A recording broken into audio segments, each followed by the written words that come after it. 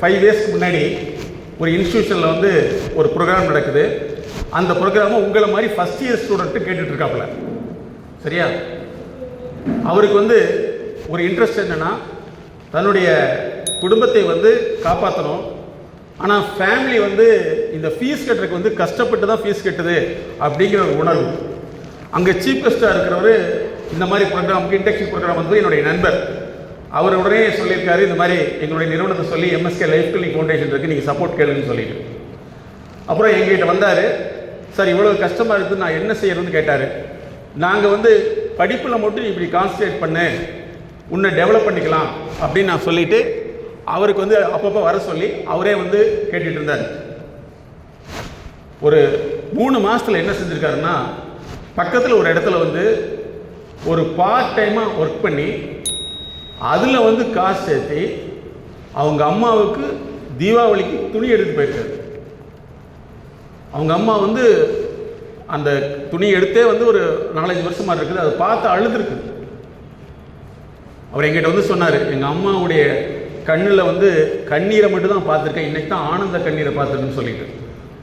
எதுக்கு இதை சொல்கிறேன்னா, உங்கள் ஃபேமிலி வந்து உங்களுக்காகத்தான் இந்த டெபுடேட் பண்ணி இது வரைக்கும் நீங்கள் படிச்சிருக்கலாம், படிக்காமல் இருக்கலாம். இந்த படிப்பை முயற்சி பண்ணி நல்லபடியாக நீங்கள் வந்து ஒரு ஸ்டேட் லெவலில் ரேங்க் ஹோல்டராக மாறிட்டீங்கன்னா உங்களுக்கு வாய்ப்பு இருக்குது. அதே மாதிரி மேடம் சொன்னாங்க, உங்களுடைய எல்லாத்த விட வந்து உங்களுடைய நாலேஜ் கோடு அதிகப்படுத்திட்டீங்கன்னா உங்களுக்கு வாய்ப்பு நிறைய இருக்குது. சரி, இப்போ ஒரு 15 நிமிஷம் வந்து நீங்கள் உங்களுக்குள்ள ஒரு சந்தேகங்களே எங்ககிட்ட கேள்வியை கேட்கலாம், என்ன வேணாலும் கேட்கலாம். சார் எனக்கு வந்து எப்போவுமே நைட்டில் படுத்தா சினிமா ஞாபகமாக வருது, அல்லது வந்து நிறைய தேவையற்ற சிந்தனைகள் வருது அப்படின்னு சொல்லி உங்களுக்கு இருக்கலாம். அந்த மாதிரி என்ன கேட்கலாம்.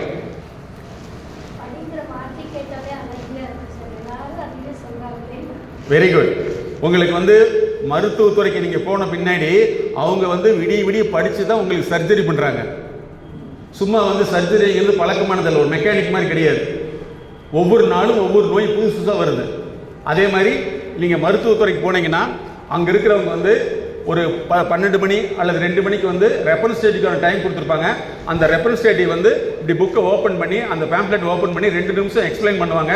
அதை டாக்டர் இம்மிடியேட்டாக அப்சர்வ் பண்ணிவிட்டு, ஓ இன்னைக்கு லேட்டஸ்ட்டாக இது வந்திருக்கான்னு அடுத்து ப்ரிஸ்கிரைப் பண்ணுவாங்க. இதுதான் அவங்களுடைய அப்சர்வேஷன் ஸ்கில். இப்போ நீங்கள் வந்து உங்களுக்கு படிக்கிறதுக்கு இது கஷ்டமாக இருந்துச்சுன்னா அவங்க அதை படிக்கிறத கஷ்டப்பட்டு தான் உங்களுக்கு ட்ரீட்மெண்ட் பண்ணுறாங்க. அப்போ நீங்கள் செய்கிறதும் உயிர் காக்கக்கூடிய வேலை தான். இன்னொரு எக்ஸாம்பிள் சொல்கிறேன். சமீபத்தில் நீங்கள் பார்த்துருக்கலாம், ஒரு இடத்துல வந்து எலக்ட்ரீஷியன் சரியாக மாட்டாதனால அந்த ஃபேன் விழுந்து 2 பேர் இறந்துருக்காங்க. அப்போ குவாலிட்டி ஆஃப் ஒர்க் இல்லைன்னா அது எவ்வளோ பெரிய தப்பாக மாறுதுன்னு நீங்கள் தெரிஞ்சுங்க. நீங்கள் எவ்வளோ வந்து என்டர்டெயின்மெண்ட்டாக இருக்கீங்களோ அதே மாதிரி தான் மற்றவங்களும் என்டர்டெயின்மெண்ட்டாக இருப்பாங்க. மற்றவங்க என்டர்டெயின்மெண்ட்டாக இருக்காங்களேன்னு சொல்லிட்டு நீங்கள் கோபிச்சக்கூடாது.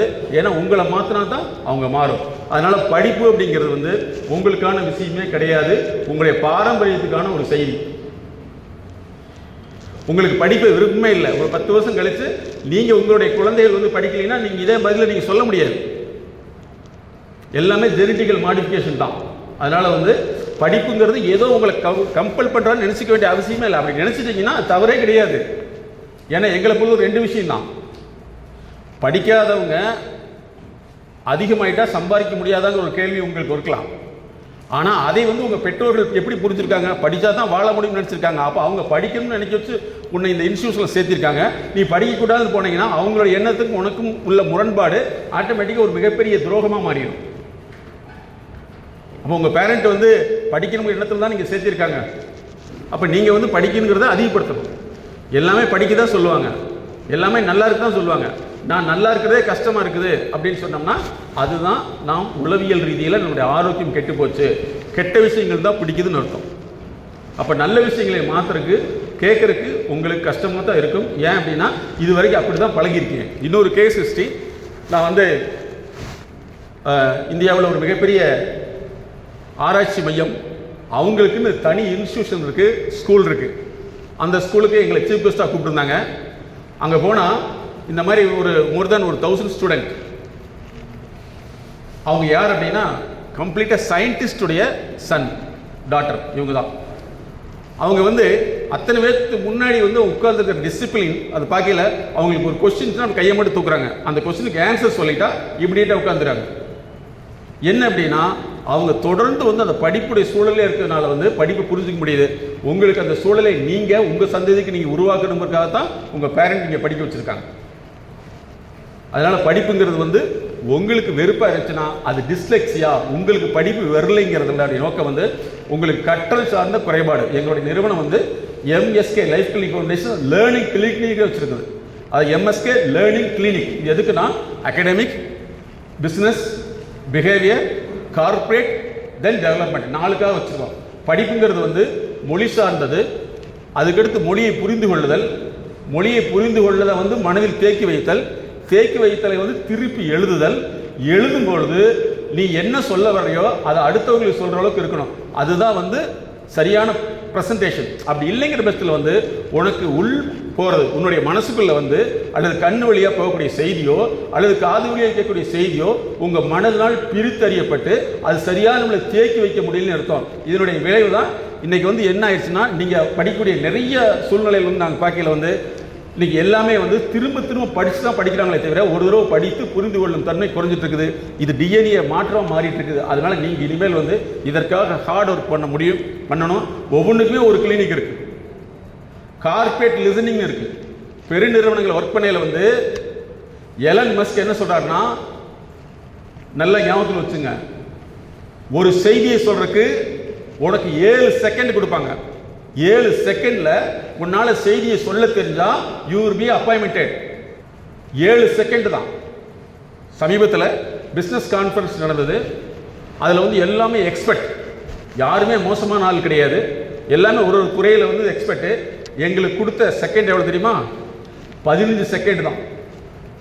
ஒவ்வொருத்தருக்கும் 15 செகண்டில் வந்து நாங்கள் என்ன சர்வீஸ் பண்ணுறோங்கிறத சொல்லி ஆகணும். அந்த 15 செகண்டில் இருக்கிற 500 பேருமே இம்மிடியேட்டாக நோட்ஸ் எடுத்துக்குவாங்க. 15 செகண்டில் என்ன சொல்லிட முடியும்? இதெல்லாம் வந்து நம்ம பார்க்குறக்கே புதுசாக இருக்கும். நீங்கள் டிவியில் பார்க்குற நிறைய கம்பெனிகளுக்கு நாங்கள் கன்சல்டண்ட்டாக இருக்கோம், சிஇஓ லெவலில்.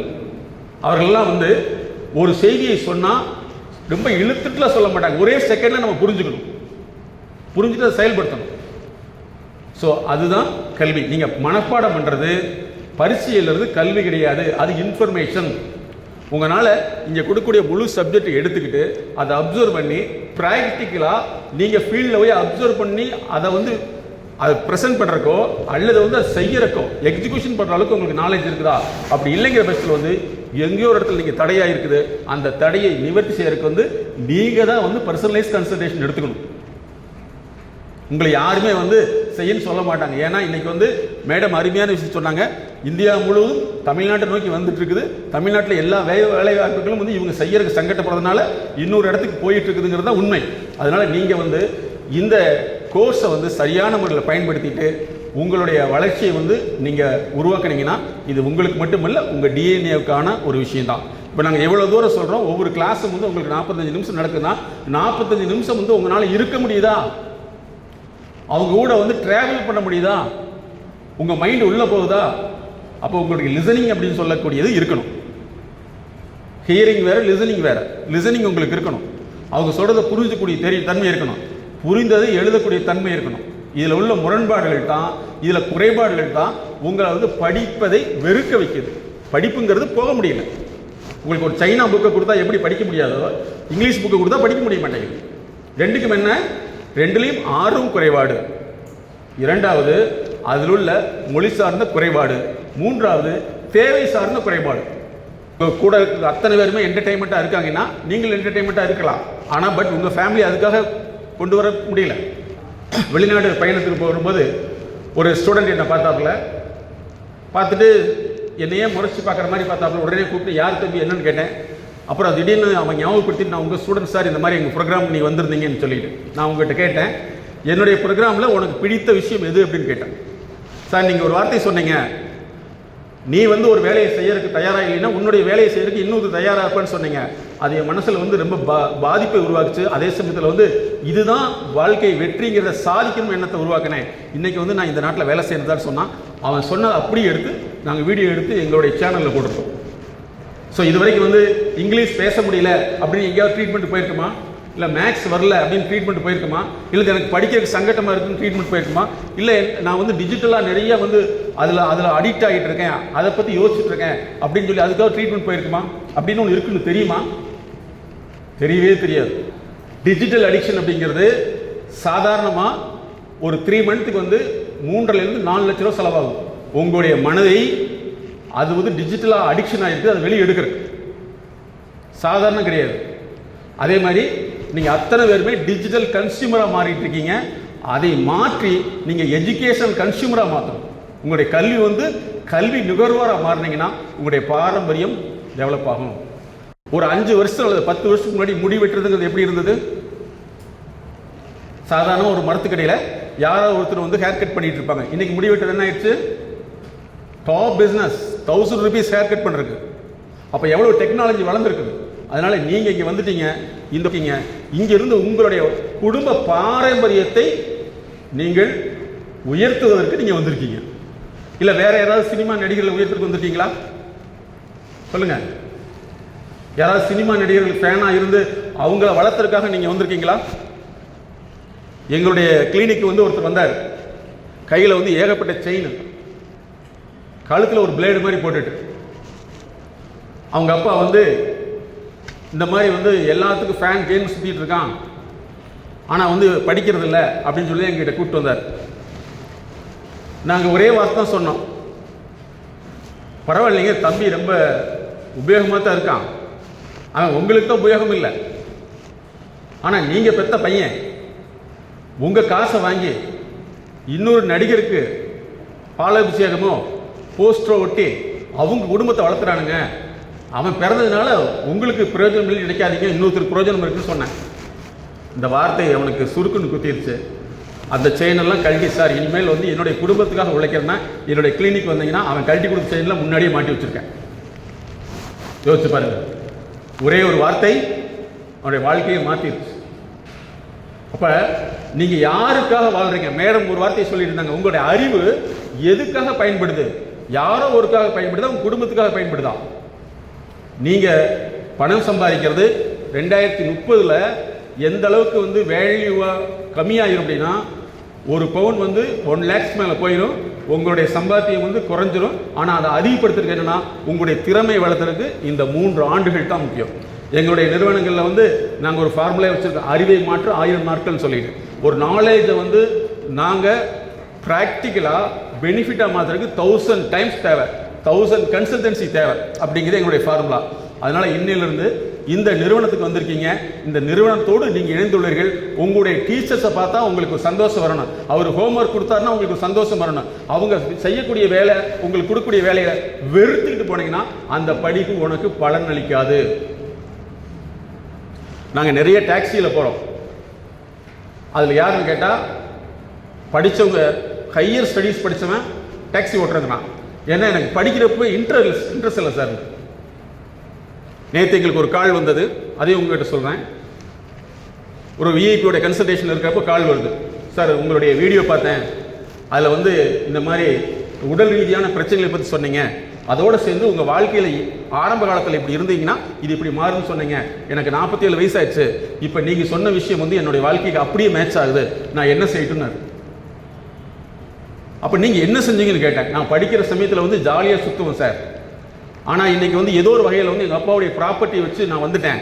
இன்றைக்கி வந்து அந்த ப்ராப்பர்ட்டிலாம் முடிஞ்சு வச்சு என்னுடைய ஃபேமிலி என்னை மதிக்கிறதில்ல, நான் என்ன செய்யறதுன்னு தெரியல, என்னுடைய குழந்தைகள் நான் சொல்கிறத கேட்குறதில்ல, இப்போ நான் வந்து ரொம்ப மன உளைச்சல் இருக்கேன் சார் அப்படின்னார்.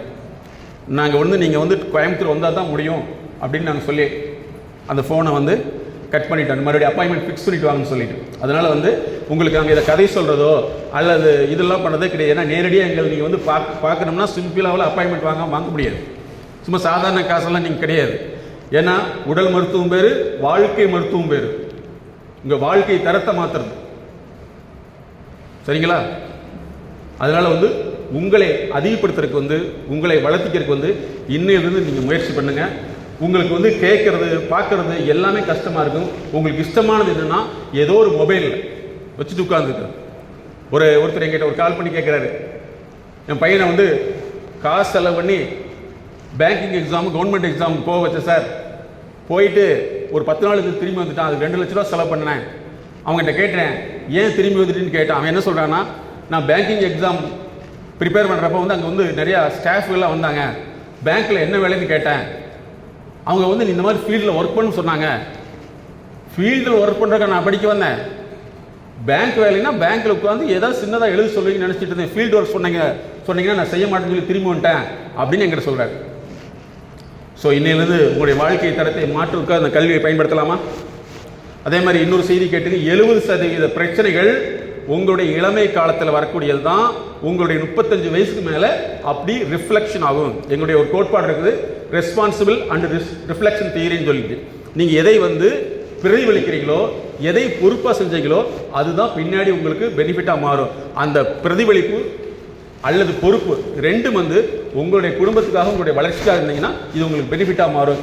இன்றைக்கி உங்களுக்கு பொறுப்புடைமையாக இருக்கிறது சினிமா நடிகரையோ அல்லது மொபைல்லையோ நீங்கள் கண்டதை பார்க்குறதோ உங்களுக்கு பொறுப்பாக இருந்துச்சுன்னா அது உங்களுக்கு பயனளிக்காது. அதே மாதிரி அந்த மாதிரி வந்து பயனளித்தவங்க எல்லாமே அதிகபட்சம் 5 ஆண்டுகள் கூட அவங்களால சக்ஸஸ்ஃபுல்லாக இருக்க முடியறதில்லை. ஏன்னா ஒருத்தருக்கு வந்து நன்மை செஞ்சு, ஒரு மருத்துவர் வந்து 47 வயசுல தான் அவர் ஒரு கார் வாங்குறாரு. அதுக்கு வந்து கடினமாக ஒர்க் பண்ண வேண்டியது இருக்குது. ஆனால் ஒருத்தர் 4 வீடியோ போட்டு அவர் ஜெயிக்கிறாருன்னா இந்த உலகம் ஏற்றுக்கொண்டாலும் அந்த உலகத்தில் அவர் தொடர்ந்து நிற்க முடியாது.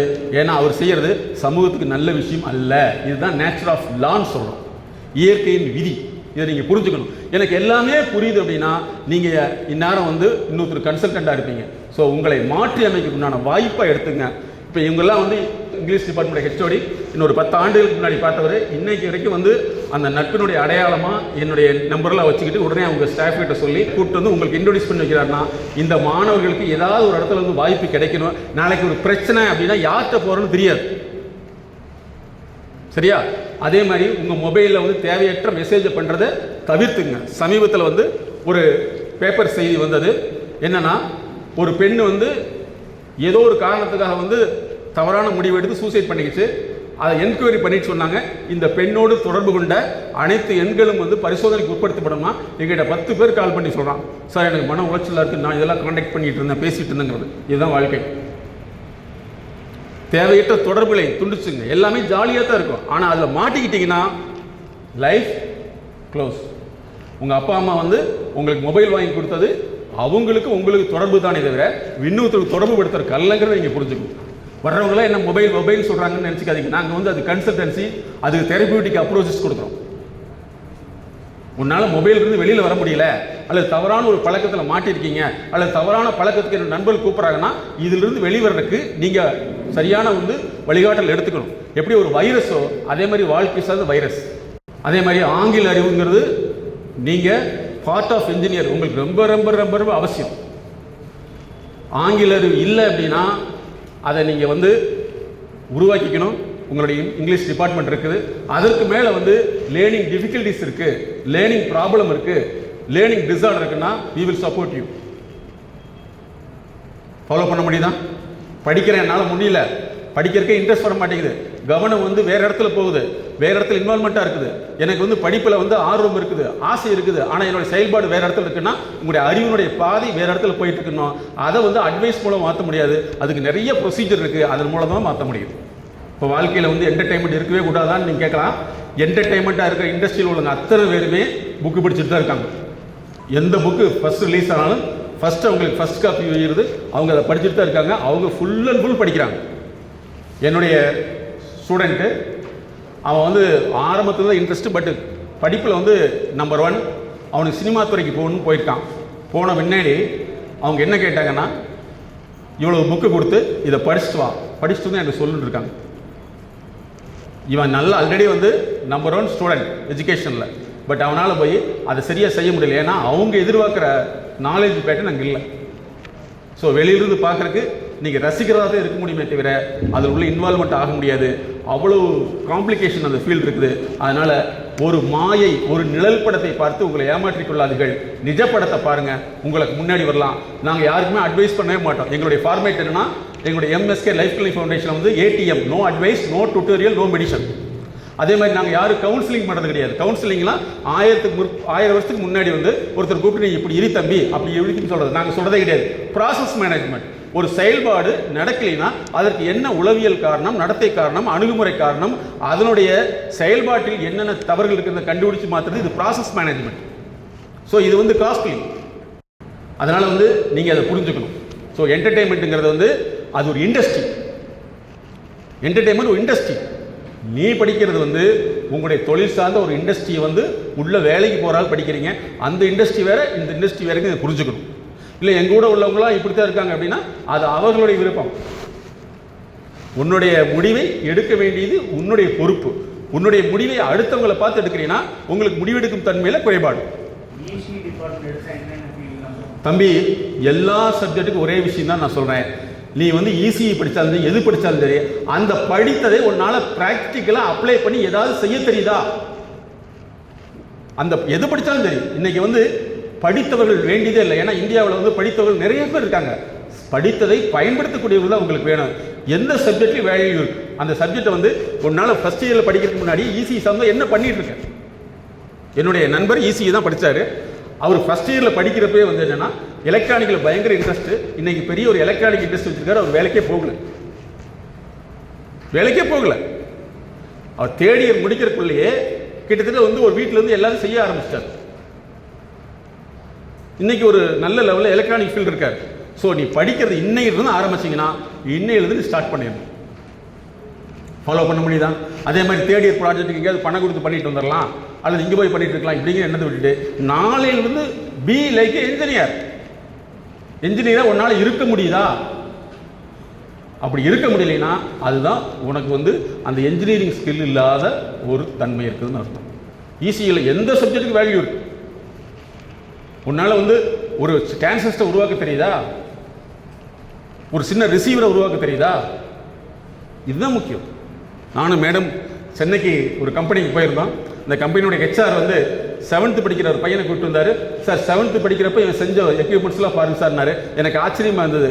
அவன் வந்து எம்டெக் படிக்கிற ஒரு ஸ்டூடெண்ட் செய்யக்கூடியதை வந்து ஒரு 7th படிக்கிற பையன் செஞ்சுருக்கான். நாங்கள் சொன்னோம் இவன் தம்பியை வந்து எலக்ட்ரானிக்ஸ் படிக்க வைங்கன்னு சொல்லிட்டு. அவன் என்ன சொன்னால் இல்லை சார் எலக்ட்ரோ மெக்கானிக்காக இருக்கட்டும், அல்லது எலக்ட்ரோ ரொபாட்டிக்காக இருக்கட்டும், அல்லது எலக்ட்ரோ இன்டெலிஜென்ஸாக இருக்கட்டும், இதை படிக்க வைக்கணும்னு சொன்னாங்க. ஓகே, எனிஹவ் அவங்களுக்கு இந்த செய்யக்கூடிய திறமை இருக்குது, இதை அப்படியே டெவலப் பண்ணுங்க சொல்லிட்டு இருக்கோம். ஸ்டில் அவங்க எங்கள் கூட கனெக்டில் இருக்காங்க. ஓகே, வேற என்ன உங்களுடைய நடத்தை சார்ந்து உங்களுடைய அதாவது அனுபவங்கள் சார்ந்து அல்லது அணுகுமுறை சார்ந்த சந்தேகங்களை கேள்வி பார்க்கலாம். நடத்தினா பிஹேவியர் இன்னொரு 5 வருஷத்தில் வந்து கண்டிப்பாக இதுக்கெல்லாம் என்ட்ரன்ஸ் வந்துடும் தம்பி, கவலைப்பட வேண்டியதே இல்லை. இப்போவே வந்துட்டு இருக்குது. ஹை குவாலிட்டி பீப்புள்ஸை உருவாக்குறதுக்கு வந்து நிறைய எஜுகேஷன் பாலிசி மாறிட்டு இருக்குது. அப்போ நீங்கள் அதுக்கு இப்போ இருந்து நீங்கள் தயார் பண்ணிட்டீங்கன்னா you can able to win. நீங்களும் வந்து போட்டியாளர் மத்தியில் ஓடக்கூடிய மனிதனாக மாற முடியும். நம்ம விலகி போய் சொன்ன வேலையை மட்டும் செஞ்சோம்னா அது வீட்டில் வேலை செய்கிற மாதிரி தான், அல்லது கம்பெனியில் சொன்ன வேலையை மட்டும் செய்கிற மாதிரி தான். சொல்லாத வேலையை செய்யக்கூடியவங்க தான் கம்பெனியில் வந்து எக்ஸிக்யூஷன் லெவலுக்கு வர முடியும். நீங்களும் வந்து அவர்கள் என்ன சொல்கிறாங்களோ அதை எதிர்பார்க்குறாங்களோ அதற்கு மேலே செய்யல தான் அவங்க உங்கள் மேலே வந்து ஏதாவது வச்சு உனக்கு என்ன செய்யலாம்னு யோசிப்பாங்க. ஏதோ ஒரு விஷயம் வந்து ஆழமாக நம்ம அதுக்குள்ளே இன்வால்மெண்ட் ஆகிட்டோம், ஆனால் அது இல்லைன்னு தெரிஞ்சிருச்சு, அதை விட்டு விலகிட்டோம். ஆனால் அந்த எண்ணம் வந்து உள்ளே இருந்துகிட்டே இருக்குது. அதாவது வெளிப்படையாக விலகிடுச்சு, உள்ளே வந்து விலகிட்டே இருக்கு, உள்ளே இருந்துகிட்டே இருக்குதுன்னு சொல்கிறோம். நாங்கள் என்ன சொல்கிறோம்னா ஒரு காயமான பின்னாடி காயம் ஆகிடுச்சு, அந்த காயத்தினுடைய வடுன்னு சொல்கிறோம்ல ஸ்கேர், அது மாறுமா? கீழே விழுந்த பின்னாடி அந்த காயம் மாறிடுச்சு, ஆனால் அந்த காயமான தழும்பு இருக்குமில்லவா, அந்த தழும்பு எப்பவுமே இருக்கும். அதை டைலூஷன் பண்ணோம்னா அது பல்வேறு வகையில் வந்து நாங்கள் ஆய்வுக்கு உட்படுத்தி தான் அதை வெளியே எடுக்க முடியும். கேட்குற கேள்வி நல்ல கேள்வி. அதனால தான் சொன்னேன் உலகளாவிய முறையில் வந்து 70% பிரச்சனைகள் வந்து இளமை காலத்தில் ஏற்படக்கூடியது தான் ரிஃப்ளெக்ஷன் ஆகும். நேற்று ஒரு செய்தி நல்லா கேட்டுங்க. கேரளாவில் ஒருத்தர் வந்து ஒரு 50 வயசுக்கு மேலே சரணடைகிறார். என்னன்னா நான் ஒரு தப்பு பண்ணிட்டேன், என்னை மன்னிச்சுக்குன்னு சொல்லிட்டு போலீஸ் வந்து உன் மேல் ரெக்கார்டே இல்லை நீ போன்னு சொல்லுது. இல்லை சார் நீங்கள் கண்டிப்பாக என்னை மன்னிச்சே தீரணும் அப்படின்னு சொல்லி கேட்குறப்ப போலீஸ் அதை ஸ்க்ரூட்டனைஸ் பண்ணுது. என்னன்னா சின்ன வயசில் அவங்க வந்து ஆற்றுல விளையாட போடுறப்ப வந்து பசங்களை சண்டை பண்ணி ஒரு பையனை வந்து அடித்து தள்ளி விட்டார், அல்லது பையன் கீழே வந்து இறந்துட்டான். இவர் வந்து வெளியூர் போயிட்டார். அங்கே வந்து பார்க்குறப்ப வந்து 2 நாள் கழிச்சு பார்க்கல அந்த பையன் இறந்துட்டான். ஊர் மக்கள் என்ன சொல்லிட்டாங்க, இவன் வந்து சாதாரணமாக தண்ணிக்குள்ளே வந்து இழுப்பு வந்து இறந்துட்டான்னு சொல்லி. ஆனால் இது எப்போ பாதிக்குதுன்னா இவருடைய பையன் ஒரு குறிப்பிட்ட ஏஜில் ஆக்சிடென்ட் ஐஸ் ஆகிறாப்புல, இரண்டாவது இன்னொரு பையனுக்கு வந்து ஆக்சிடென்ட் ஆகுது, முதல் பையன் இறந்துட்டாப்புல, 2வது இறக்கையில் தான் இவருக்கு மனசில் வந்து சுருக்குன்னு குத்துது. அப்போ நான் செஞ்ச தவறு அப்படின்னு சொல்லி கிட்டத்தட்ட அவர் சொல்கிறார் 38 வருஷமாக தூக்கம் இல்லாமல் வந்திருக்காரு. இன்னைக்கு வந்து அவர் வந்து சரணடைஞ்ச பின்னாடி அதுக்கப்புறம் வந்து அவங்க அந்த ஃபார்மாலிட்டி பண்ணியிருக்காங்க. இந்த உலகத்தை பொறுத்தவரை வந்து குற்ற உணர்வுகள் இருந்ததுன்னா அதை வந்து க்யூர் பண்ணிக்கலாம். அதனால் நீங்கள் அதை பயப்பட வேண்டிய அவசியமே இல்லை. அதே மாதிரி எதுக்கு இதை சொல்கிறோம்னா, நீங்கள் குற்றம் சார்ந்த நடவடிக்கைகளில் வந்து யாருக்கும் துணை போயிடாதீங்கன்னு நான் சொல்ல வரேன். ஃபாலோ பண்ண முடியுதா? யாராவது உங்களுக்கு டிஸ்டர்ப் பண்ணால் கூட அந்த டிஸ்டர்பன்ஸை வந்து நியாயம் கேட்கறதுன்னு சொல்லி போட்டு பண்ண வேண்டாம். நீங்கள் விலகிக்கிங்க. நீங்கள் எந்த விதமான சமூகத்துக்கு புறம்பான செயல்களை நீங்கள் செய்வதிலிருந்து உங்களை நீங்கள் தற்காத்துக் கொண்டீங்கன்னா அது உங்களுக்கு குற்ற உணர்வு வந்து காப்பாற்றும். அதே மாதிரி ஏதாவது ஒரு குற்ற உணர்வு இருக்குன்னா அது தனிப்பட்ட முறையில் வந்து டிஸ்கஸ் பண்ணி அதை ரிலீஸ் பண்ணிட்டீங்கன்னா நீங்கள் அதிலிருந்து வெளியில் வந்துடலாம். தம்பி கேட்குற கேள்வி உண்மையிலே நல்ல கேள்வி. எல்லாத்துக்கும் இந்த ஒரு வடு இருக்கும், ஒரு பிரச்சனை இருக்கும், ஒரு ஸ்கேர் இருக்கும், ஒரு தழும்பு இருக்கும். அந்த தழும்பை நீக்கிட்டோம்னா நீங்களும் சக்ஸஸ்ஃபுல்லாக மாற முடியும். அடுத்து ஏதாவது கேள்வி கேட்குறீங்களா? மனசுக்கு வந்து தெரியும், ஆனால் அறிவு ஏற்றுக்காது. அறிவுக்கு தெரியும், மனசு ஏற்றுக்காது. மனசுங்கிறத நீங்கள் எப்படி புரிஞ்சு வச்சுருக்கீங்கன்னா நினைவுன்னு சொல்கிறோம். நாங்கள் என்ன சொல்கிறோம்னா நினைவு வேறு, அறிவு வேறு. தகவல் வேறு, அறிவு வேறு.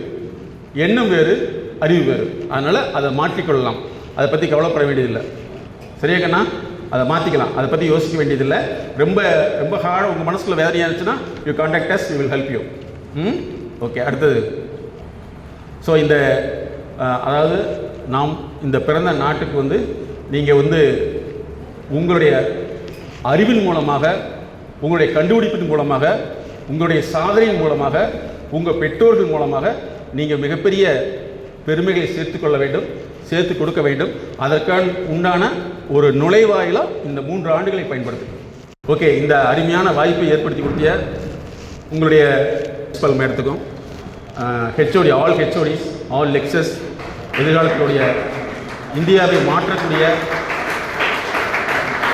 சக்தி வாய்ந்த மாணவர்களாக கூடிய உங்களுக்கும், எங்களுடைய நிறுவனத்துடைய பெண்கள் மற்றும் உளவியல் துறையுடைய கன்சல்டன்ட் சைக்காலஜிஸ்ட் மேடம் அவர்களுக்கும் நன்றி தெரிவித்து மீண்டும் சந்திப்போம். Thank you, all the best.